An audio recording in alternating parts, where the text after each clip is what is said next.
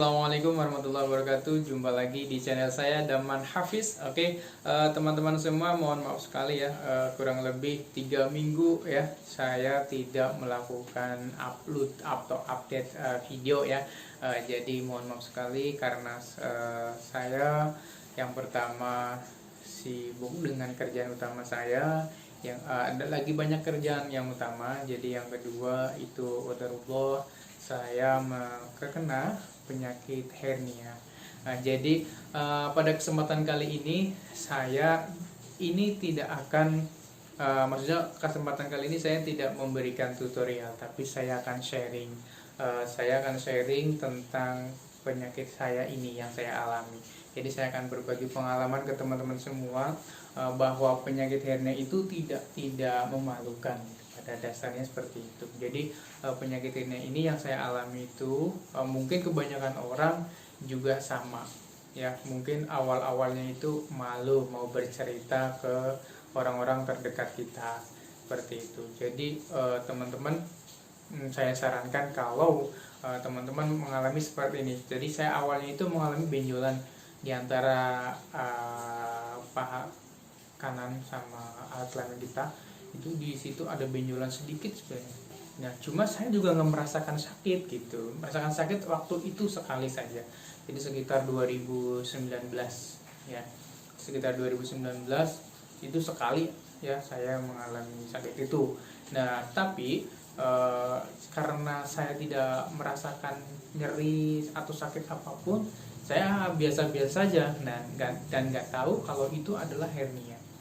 Lambat laun semakin kesini ternyata itu adalah hernia benar gitu ya. Karena tidak pengetahuan saya tentang itu, jadi saya juga nggak mengurus diri lah gitu maksudnya. Jadi kurang percaya. Jadi saya akan berbagi cerita sebelum saya melakukan operasi hernia ya. Jadi penyakit hernia itu kalau orang Jawa bilang namanya turun berok ya. Orang Betawi juga bilang katanya turun berok lah, kebanyakan seperti itu. Mungkin dan itu ada istilah dari orang kesehatan ya. Jadi saya itu turun berok lah gitu intinya. Nah, padahal turun berok itu dari mana sebelumnya saya juga kurang tahu. Kan kata dokter ditanya, "Bapak angkat berat kerjanya?" Tidak juga gitu. Atau BAB-nya agak kurang ya akhir-akhir ini gitu. Dari dulu mah lancar alhamdulillah. Nah, terus ya kurang aktivitas gitu. Ya jelas saya kurang aktivitas. Maksudnya kerjanya kebanyakan duduk gitu maksudnya. Kurang yang gerak gitu. Olahraga juga kurang. Jadi ya itulah. Mungkin dari situ juga.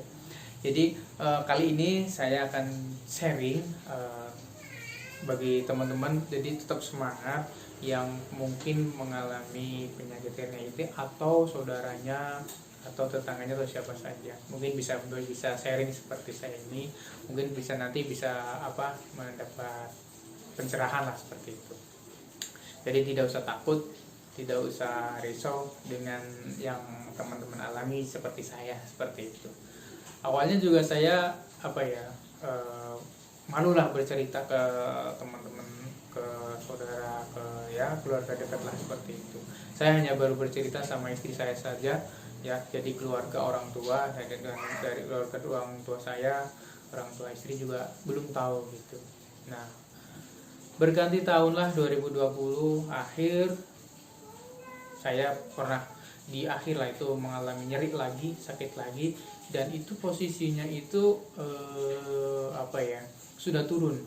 Jadi ususnya itu sudah turun. Yang tadinya benjolan di atas lengan itu sudah mulai gede gitu, tambah gede. Nah, saya itu agak nyeri di situ. Terus mohon maaf, ini alat kelamin di bagian skotrumnya juga sudah mulai besar seperti itu. Jadi akhirnya saya memberanikan diri awal Januari 2021 tahun ini ya. Kalau nggak salah tanggal 6 Januari lah. Tanggal 6 Januari saya ke rumah sakit, tanya ke dokter spesialis. Di situ saya coba tanya ke dokter spesialis kulit ya, karena itu belum tahu posisinya kalau itu hernia. Jadi saya tanya ke dokter kulit di situ, sama dokter kulit dan kelamin. Jadi spesialis itu. Saya tanya ke situ konsultasi, ternyata cuma dicek doang, dilihat doang, terus ternyata di dokternya sudah langsung bilang, mohon maaf Bapak, ini adalah hernia. Jadi tindakannya adalah harus segera dioperasi. Nah, dari situ saya langsung terdiam, tidak bisa berkata-kata apa-apa lagi. Yang tadinya mau banyak daftar pertanyaan hilang ambiar kemana tahu ya. Jadi ya itulah pengalaman itu pertama kalinya. Nah, jadi di bulan Januari itu saya konsultasi di situ, dan saya setelah itu saya pulang, saya ditemani istri, saya pulang dan ya berceritalah, ngobrol gimana ya baiknya ya, apakah langsung cerita ke orang tua atau bagaimana gitu. Nah, pas di saat hari yang sama juga, kebetulan karena saya konsultasinya adalah pagi, jamnya dokternya itu jam 9 sampai jam 12, itu siangnya saya masuk kerja.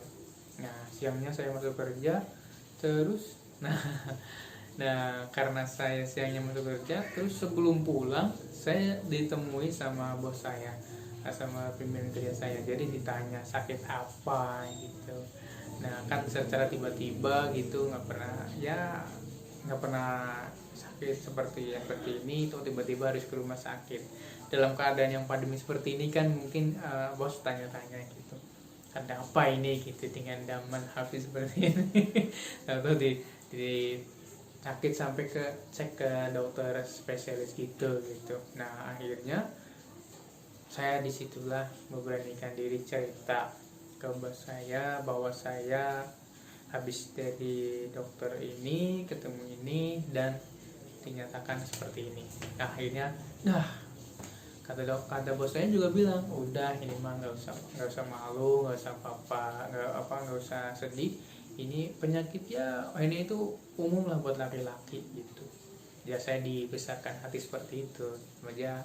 Jadi kalau semuanya harus operasi, ya udah nggak apa-apa, dijalanin aja. Nanti atur waktu jadwalnya, mau operasi kapan, seperti itu. Nah, dari bos saya kerja sendiri dapat motivasi seperti itu. Akhirnya saya pulang ke rumah, cerita, ngobrol-ngobrol sama istri, gini bla bla bla bla. Ya, akhirnya sudah Januari sudah habis ya, sudah selesai, sudah lewat Februari, masuk di bulan Februari.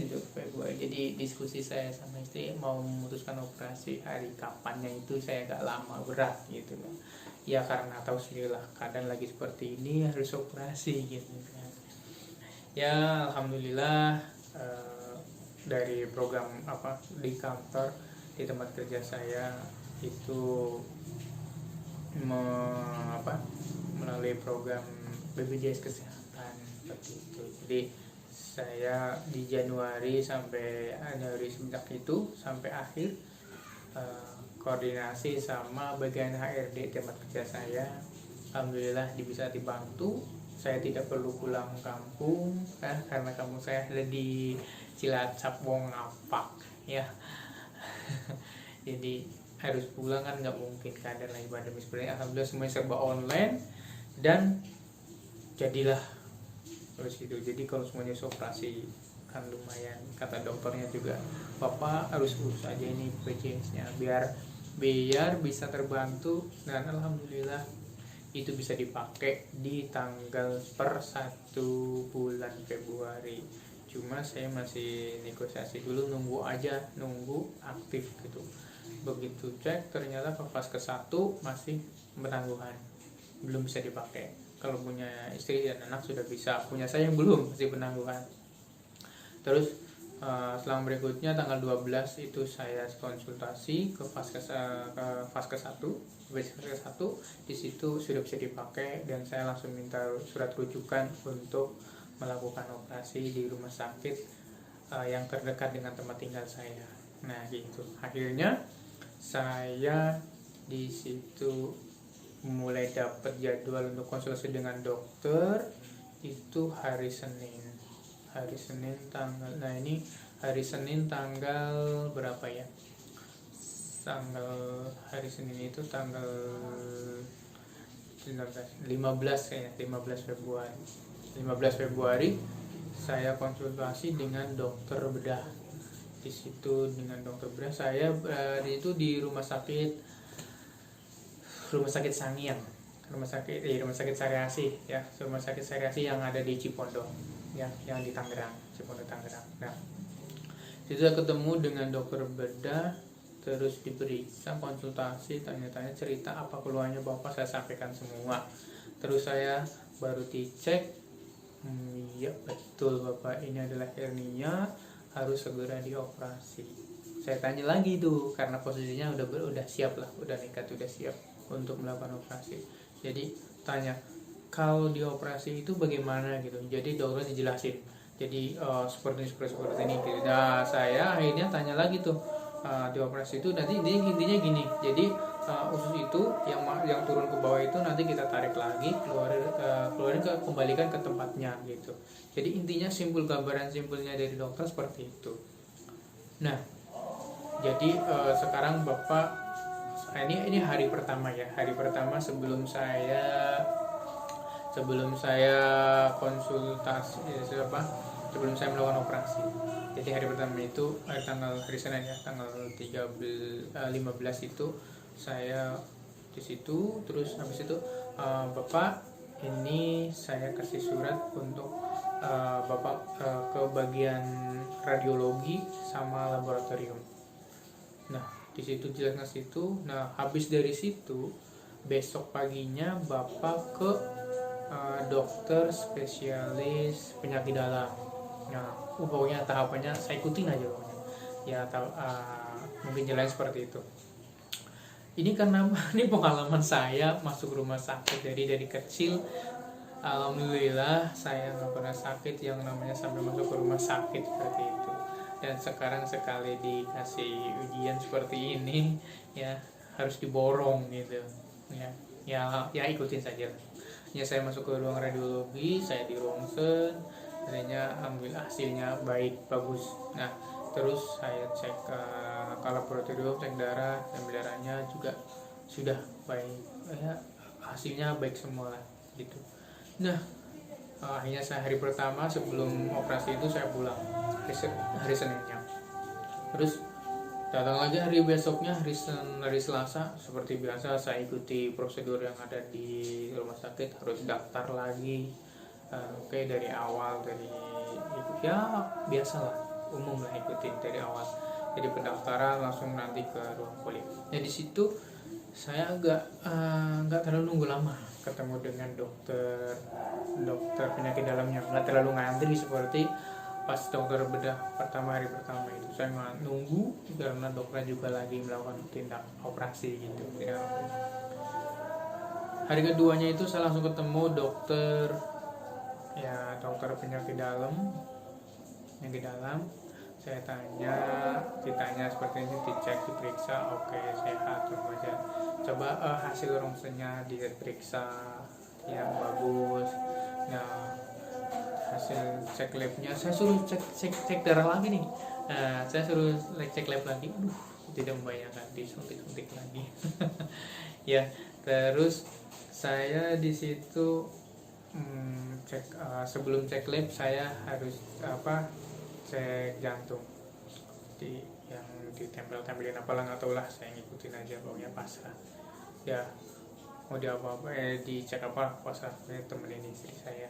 Terus nah, sudah, alhamdulillah, nanti hasilnya bisa nanti ya, setelah itu konsultasi lagi dengan dokter penyakit dalam itu. Saya cek lab, dicek lab ngantri, masya Allah ya, jadi ya sesuatu. Nah, setelah cek labnya keluar, saya masuk lagi tuh, ketemu lagi dengan dokter penyakit dalamnya lagi. Jadi saya ketemu 2 kali ya. Terus di situ dicek hasilnya oke semua dan di ACC. Oke bapak, untuk pemeriksaan operasinya sudah bisa, nanti tinggal nunggu jadwalnya aja ke suster di depan, nanti tinggal nunggu jadwalnya kapan gitu. Kalau dari saya sudah di ACC semua, jadi antara dokter semuanya sudah ACC, sekarang tinggal saya masuk ke jadwal operasi gitu. Terus di situ ternyata di susternya, di perawatnya ditanya, Bapak ini dijelaskannya, Bapak ini Bapak sudah bisa melakukan operasi ya, jadwalnya paling cepat itu Rabu atau Kamis. Nah, karena prosedur sesuai di rumah sakit ini, semuanya yang mau melakukan operasi harus melakukan swab antigen dulu. Nah, di situ saya tidak terbayangkan nih, swab antigen sebelumnya nggak pernah swab rapid test juga baru pertama sekali. Ya, oke lah. Karena itu prosedurnya di rumah sakit, kalau tidak ada hasil swabnya, ya saya nggak bisa melakukan operasi, tidak bisa ngapa-ngapain juga, meskipun dokter sudah ACC ya sudah. Jadi saya ikuti swab antigen. Wah, masih nggak sakit sih, cuma geli-geli gitu, karena saya kan sensitif nih, kalau hidung saya kesentuh ada yang sesuatu masuk dikit mesti bersin gitu. Khawatir saya mau akan bersin gitu. Ternyata pas begitu swab antigen kan cuma di hidung doang. Hasilnya saya tunggu kurang lebih, hasilnya itu 20 menitan lah, 15-20, nggak ada bilangnya sih 30 menit, cuma kurang lebih saya 20 menitan. Jadi terus saya langsung bawa lagi tuh, dikasih ke bagian yang memberikan jadwal operasi. Nah, cek, oke, Bapak ini hasilnya sudah, hasil swabnya alhamdulillah negatif, jadi Bapak besok bisa melakukan operasi. Nah, besok pagi ya, Bapak harus sudah puasa. Saya suruh puasa nih, puasa, tidak makan, tidak minum, pokoknya tidak makan maksimal jam 3 pagi, karena Bapak akan melakukan operasi itu jam 10. Jadi jam 3 pagi saya sudah di maksimal sudah puasa, sudah tidak makan dan minum. Oke. Nah, saya malamnya habis itu saya pulang, terus malam saya baru ngabarin orang tua di rumah. Terlaluan banget. Jadi ngabarin orang tua rumah, minta doa restunya untuk kelancaran operasi saya gitu ya. Jadi ini jangan ditiru ya teman-teman, jangan ditiru, karena ya gimana ya, itu saya tidak mau merepotkan lah, intinya saya tidak mau merepotkan orang tua gitu. Jadi saya di situ cerita, telepon nomor orang tua minta doa, ya kaget lah, sok orang tuanya jelas. Terus emang nggak bisa kalau nggak dioperasi gitu awalnya, ya mau gimana lagi ibu bapak, ya minta doa restunya aja, besok sudah penjadwalan untuk operasi ya, semoga operasinya lancar, cepat sehat, cepat pulih gitu ya. Alhamdulillah orang tua pun mengerti gitu ya, baik orang tua saya atau orang tua istri. Jadi semuanya sudah mengiyakan juga ya, semoga lancar, sudah mendoakan juga seperti itu ya, sudah plong, rega rasanya gitu ya, meskipun sedikit cemas lah gitu ya. Karena saya kan di sini cuma bertiga gitu, mungkin orang tua khawatir, bertiga, saya, istri saya sama anak, ya cuma bertiga. Dan ketika saya pergi ke rumah sakit, saya hanya berdua sama istri dan anak dititipkan ya, seperti itu. Jadi ya udah jalannya lah seperti itu ya. Itu adalah cerita bagi pengalaman saya sebelum melakukan operasi. Jadi teman-teman semuanya mengalami penyakit hernia seperti ini, jangan takut untuk cerita ke siapapun dan untuk saling berbagi. Dengan minimal kita kalau cerita kan otomatis orang akan mendoakan kita biar cepat sehat. Gitu sebenarnya ya. Oke. Jadi besok saya akan melakukan operasi. Jadi mohon doanya ya teman-teman semuanya, semoga operasi saya berjalan lancar dan hasilnya juga bisa sehat kembali dan normal kembali gitu. Jadi saya bisa aktivitas lagi seperti sebelumnya, seperti itu ya teman-teman. Baik, teman-teman, seperti itu sedikit pengalaman saya sebelum melakukan operasi penyakit hernia. Operasi hernia ini nanti saya akan ceritakan bagaimana pengalaman saya operasi hernia ya. Mudah-mudahan besok operasinya lancar. Jadi teman-teman mohon doanya ya. Baik, dari saya cukup, terima kasih. Tunggu ya besok update-nya untuk saya melakukan operasi hernianya. Baik, mudah-mudahan bermanfaat. Terima kasih. Assalamualaikum warahmatullahi wabarakatuh.